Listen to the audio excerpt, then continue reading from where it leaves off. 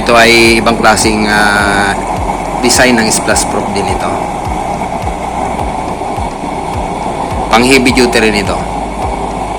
Ang diameter niyan pumapatak na sa 7 inches ang pinaka splash proof ko na yan. Okay, so taas din ang apoy niya.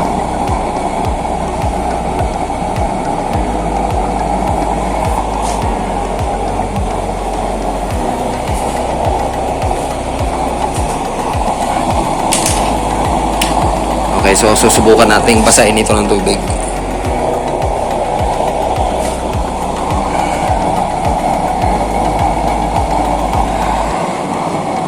Pinapatakan ko siya ng tubig.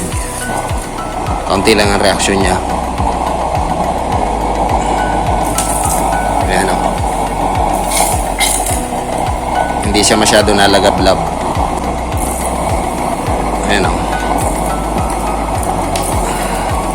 Napakarami ng tubig ang nilalagay ko dyan. Pero hindi siya masyadong nagre-react. Ayan o.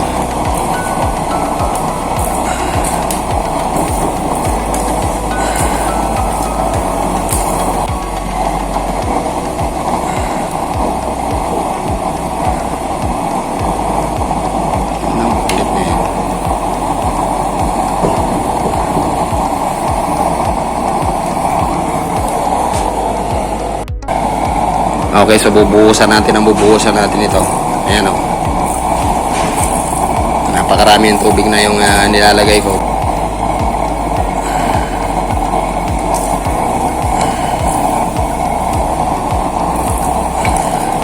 Konting-konti lang ang kanyang reaksyon.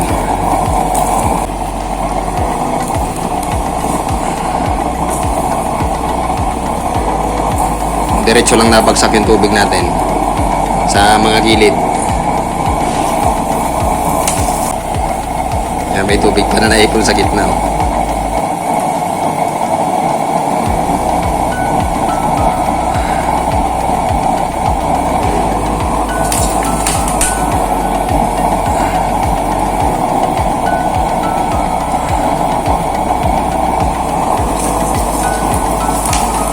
Yan, binabasa ko ng maigi.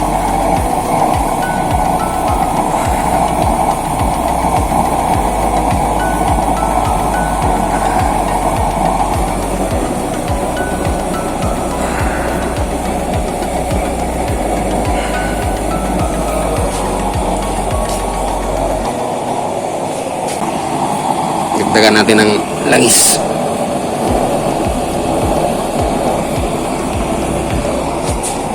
Tumayo ako, mainit na sobra.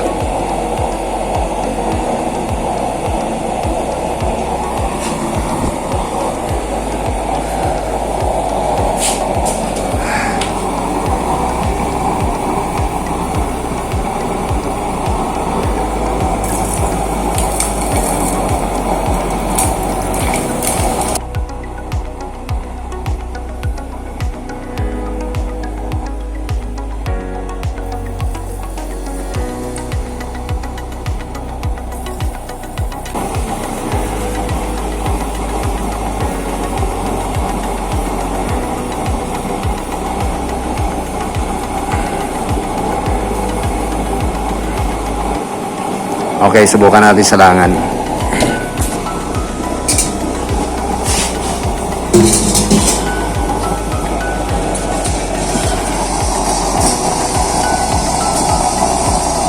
Lampasan yung ating apoy sa kaserola.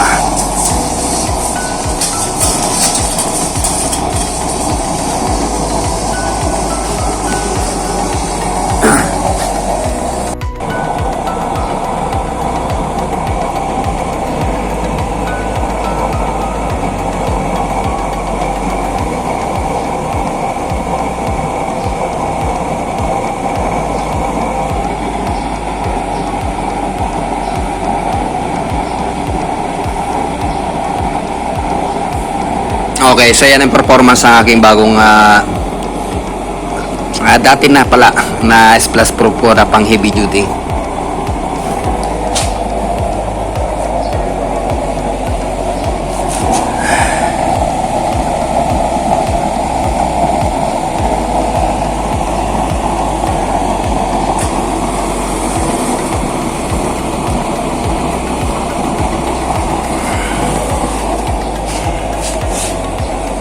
Malakas din ang binibira nito. Malakas din ang apoy nito.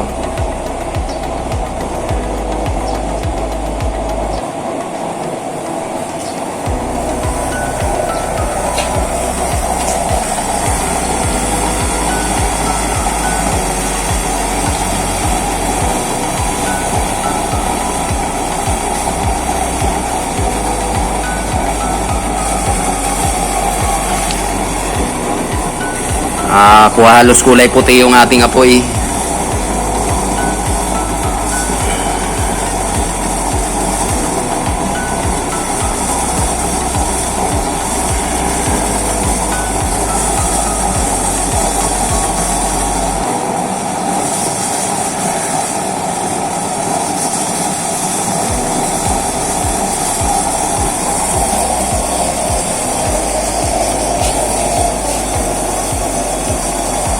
Mahangin kasi kaya lumipat ako.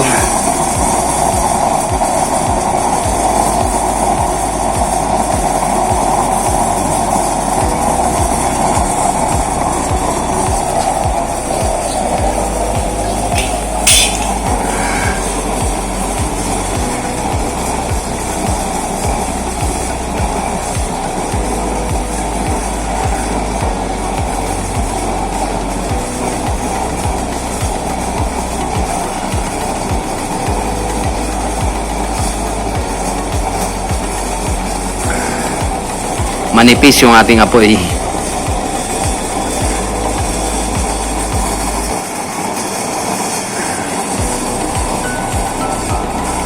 Purple na may puti na parang ganun ang ating na bluish ang ating output dito, yung apoy natin.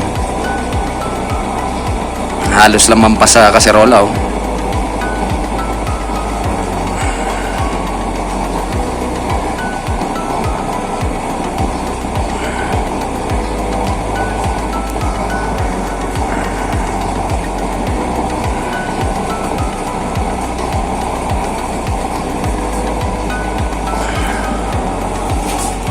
Subukan nating patakan ng tubig dito, pasisiritan ko.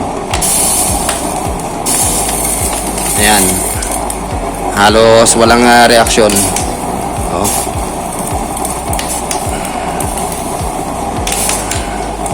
Halos walang reaksyon yung ating kuan. Maski na pa nakikita nyo nabagsak ang ating tubig dun sa gitna, pero kaunting-kaunti lang ang reaksyon niya. Ayan, oh.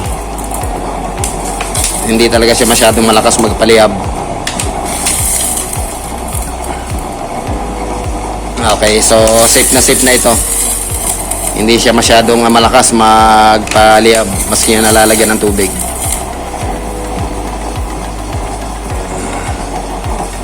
Masyadong malakas tong apoy na binibigay na ito.